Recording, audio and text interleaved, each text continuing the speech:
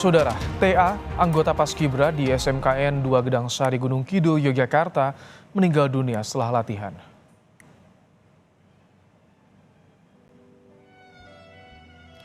Sebelumnya, TA pingsan usai latihan Paskibra dan langsung dirawat di Puskesmas Bayat.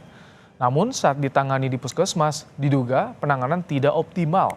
Keluarga berharap para dokter jaga di Puskesmas Bayat yang menangani harus lebih intensif melakukan pemeriksaan pada pasien di puskesmas.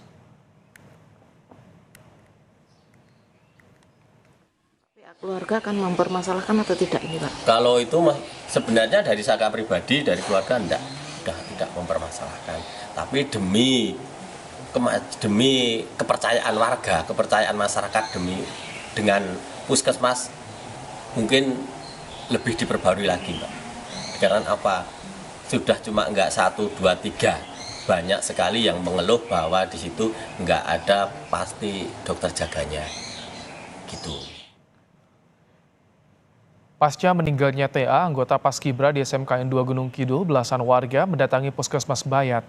Warga protes mengaku kecewa pelayanan puskesmas tidak optimal, tidak ada dokter jaga saat ada pasien kritis, dan tidak ada sopir ambulans. Terkait tidak optimalnya pelayanan, Puskesmas Bayat berjanji akan membenahi pelayanan dan meninggalnya siswi TA menurut dokter pasien sudah meninggal dari perjalanan menuju ke puskesmas. Pas dulu.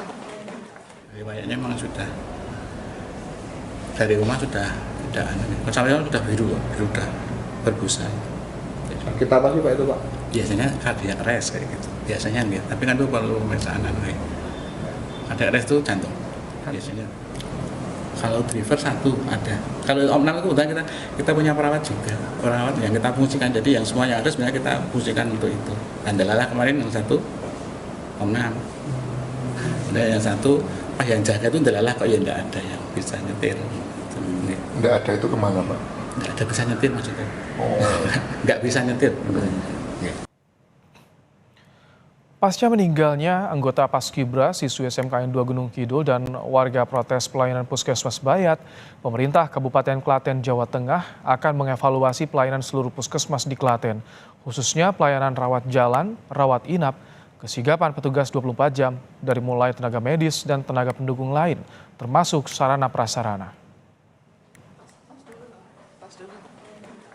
Hanya Puskesmas Bayat, ini secara keseluruhan akan kita lakukan satu evaluasi, terlebih lagi sekali lagi saya sampaikan terutama yang Puskesmas, dia punya fungsi rawat inap.